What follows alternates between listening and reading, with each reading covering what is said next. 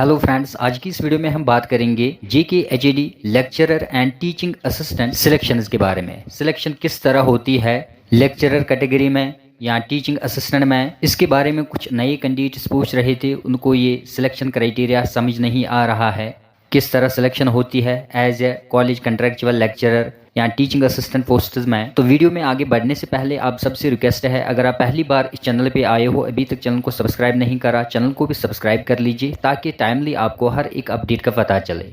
Late us get started. As a college contractual मैंने higher education department में 12 साल काम किया है as a lecturer on academic arrangement basis. तो इस वीडियो में मैं आपको अच्छी तरह से समझाऊंगा क्या प्रोसेस होती है, किस तरह सिलेक्शन होती है। पहली बात, एकेडमिक अरेंजमेंट नोटिफिकेशन में 2 कैटेगरीज के पोस्ट्स होते हैं, teaching assistant and lecturer category.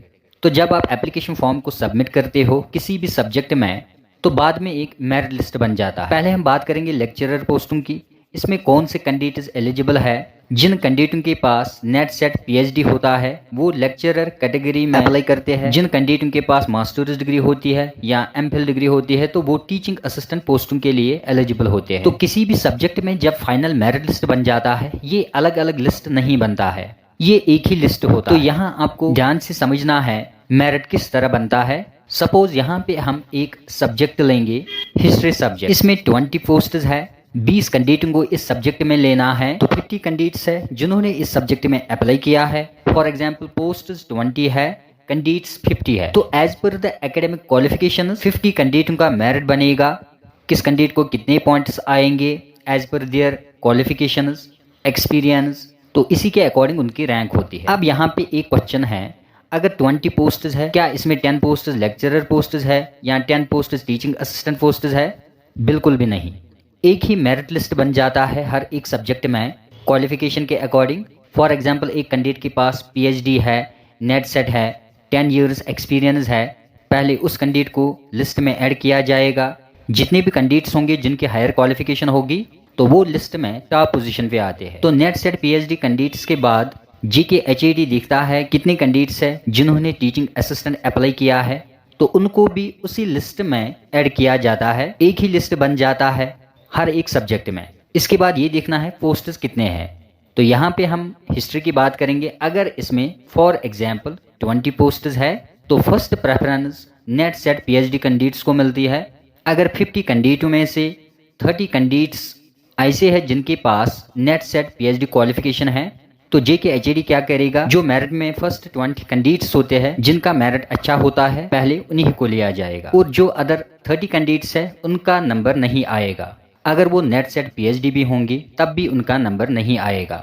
उसके बाद अगर कॉलेज में एनरोलमेंट बढ़ा उसी सेम सब्जेक्ट में, फिर से 1-2 लेक्चररों की ज़रूरत है, तो उसके बाद ये देखा जाएगा 21 रैंक किस कैंडिडेट की है या 22 रैंक किस कैंडिडेट की है, उन 2 कैंडिडेटों को लिया जाएगा। इसी तरह ये प्रोसेस चलती है। तो अब कुछ कैंडिडेट्स बोल रहे हैं अगर किसी के पास नेट सेट है, लेक्चरर कैटेगरी में उनको चांस नहीं मिल रहा है, क्या वो टीचिंग असिस्टेंट काम कर सकते हैं? बिल्कुल भी नहीं, क्योंकि ये एक ही लिस्ट होता है, उनका लिस्ट अलग नहीं बनता है। अब आपके जहन में ये भी सवाल होगा टीचिंग असिस्टेंट कहाँ पे ज़रूरत पड़ते हैं? जब किसी सब्जेक्ट में नेट सेट पीएचडी कैंडिडेट्स कम होते हैं, पोस्ट ज़्यादा होते हैं, तब टीचिंग असिस्टेंट्स को भी चांस मिलता है। आपको समझाने के लिए यहाँ पे हम और एक सब्जेक्ट की मिसाल लेंगे। अगर फिजिक्स में 30 पोस्ट है तो बहुत सारे कैंडिडेटों ने इसमें अप्लाई किया है, लेकिन उनमें से सिर्फ 20 कैंडिडेट्स ऐसे हैं जिनके पास नेट सेट पीएचडी क्वालिफिकेशन है, और बाकी जो कैंडिडेट्स है उनके पास मास्टर्स डिग्री है। तो सिमिलरली पहले उन 20 कैंडिडेटों को लिया जाएगा, उसके बाद जो 10 पोस्ट बचते हैं उनमें टीचिंग असिस्टेंट्स को लिया जाएगा एज पर देयर रैंक। हम और एक सब्जेक्ट की मिसाल लेंगे, उर्दू सब्जेक्ट की। उर्दू सब्जेक्ट में 50 पोस्ट्स है, 150 कैंडिडेट्स है जिन्होंने अप्लाई किया है, उनमें 100 कैंडिडेट्स जिनके पास नेट सेट पीएचडी क्वालिफिकेशन है या सिर्फ नेट क्वालिफिकेशन है, और 50 कैंडिडेट्स ऐसे हैं जिनके पास सिर्फ मास्टर्स डिग्री है। तो पोस्ट्स कितने हैं? ओनली 50। तो एज पर एकेडमिक पॉइंट्स जो पहले टॉप वाले 50 कैंडिडेट्स होंगे उन्हीं को लिया जाएगा। उसके बाद जो अदर कैंडिडेट्स होते हैं, अगर उनके पास नेट सेट भी क्वालिफिकेशन है तब भी उनको नहीं लिया जाएगा, क्योंकि it depends upon the availability of vacancy in each subject. तो रियलिटी ये है टीचिंग असिस्टेंट्स को बहुत कम चांस मिलता है, क्योंकि आप सबको पता ही है आजकल हर एक कैंडिडेट के पास नेट या सेट डेफिनेटली होता है। आज हर एक सब्जेक्ट में बहुत ज़्यादा नेट सेट कैंडिडेट्स होते हैं, इसलिए Jammu and Kashmir college contractual academic arrangement notification में first preference NET SET PhD candidates को मिलती है। अगर किसी सब्जेक्ट में उसके बाद नेट सेट कैंडिडेट्स कम होंगी तो फिर वो टीचिंग असिस्टेंट्स लेते हैं। और एक सवाल होता है गेस्ट फैकल्टी किस तरह लिया जाता है। देखिए, कॉलेज में बहुत सारे सब्जेक्ट्स होते हैं। कोई सब्जेक्ट ऐसा होता है जिनमें बहुत कम कैंडिडेट्स एनरोल होते हैं, तो परमानेंट फैकल्टी मेंबर अगर अवेलेबल नहीं होगा कॉलेज में तो वो गेस्ट फैकल्टी को भी ले सकते हैं, लेकिन उनको भी एज पर मेरिट लिया जाता है। वो नोडल कॉलेज में मेरिट चेक करते हैं, उस सब्जेक्ट में कहाँ तक मेरिट पहुंचा है, उसके बाद जो भी कैंडिडेट होगा उसको वो गेस्ट फैकल्टी भी ले सकते हैं। ये इस तरह नहीं चलता है किसी को भी कॉल आएगी। Everything is decided on the basis of your academic qualification point. दोस्तों, अपने सब्जेक्ट के अकॉर्डिंग ये आपको पता ही होगा जिस भी सब्जेक्ट में आपने मास्टर्स डिग्री ऑब्टेन की है उसमें कितने कैंडिडेट्स होंगे जिन्होंने नेट सेट किया है, या पीएचडी कैंडिडेट्स कितने हो सकते हैं।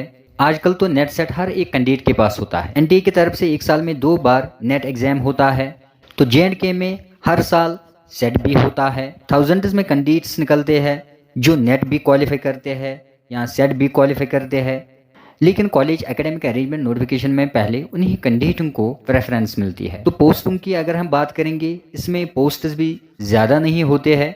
फॉर एग्जाम्पल 2100 वैकेंसीज होते हैं, लेकिन ये भी आपको देखना है सब्जेक्ट्स कितने हैं। सब्जेक्ट्स भी बहुत ज़्यादा है और जिन कैंडिडेटों के पास हायर क्वालिफिकेशन होती है वो भी बहुत ज़्यादा होते हैं। तो ज़्यादातर एकेडमिक अरेंजमेंट नोटिफिकेशन में पीएचडी कैंडिडेटों को चांस मिलता है क्योंकि उनको पहले ही 25 पॉइंट्स मिलते हैं पीएचडी डिग्री में। इसके अलावा उनके पास एक्सपीरियंस भी होती है, उनके पॉइंट्स भी मिलते हैं। तो उसके बाद नेट सेट कैंडिडेट जो होते हैं उनके पास एक्सपीरियंस भी होती है, उनको चांस मिलता है, लेकिन टीचिंग असिस्टेंट्स को बहुत कम चांस मिलता है हर एक सब्जेक्ट में। दोस्तों, अगर आपके पास सिंपल मास्टर्स डिग्री है, मेरी तरफ से यही रिक्वेस्ट है, अपने करियर पे फोकस कीजिए। अगर हायर एजुकेशन सिस्टम में आना चाहते हो फिर तो नेट सेट क्वालिफिकेशन कंपलसरी आपके पास होनी चाहिए। नेट या सेट क्वालिफाई कीजिए।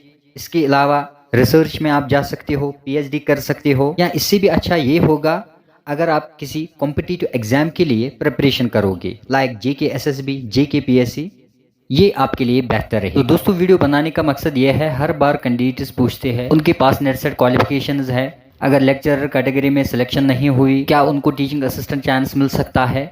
तो नेट सेट कैंडिडेटों को टीचिंग असिस्टेंट नहीं लिया जाता है। टीचिंग असिस्टेंट उन्हीं कैंडिडेट्स को लिया जाता है जिनके पास मास्टर्स डिग्री होती है, लेकिन उनको तभी चांस मिलता है जब नेट कैंडिडेट्स अवेलेबल नहीं होते हैं। लेकिन एक बात और आपको याद रखनी है, अगर इस बार टीचिंग असिस्टेंट कैंडिडेटों का सेपरेट लिस्ट बना फिर भी नेट सेट कैंडिडेटों को पहली प्रेफरेंस मिलेगी। अगर नेट सेट कैंडिडेट अवेलेबल नहीं होगा तब टीचिंग असिस्टेंट को चांस मिलता है। तो उम्मीद करता हूँ आपको सब कुछ समझ में आ चुका होगा। वीडियो अगर पसंद आए वीडियो को लाइक करना। Thanks for watching, have a nice day.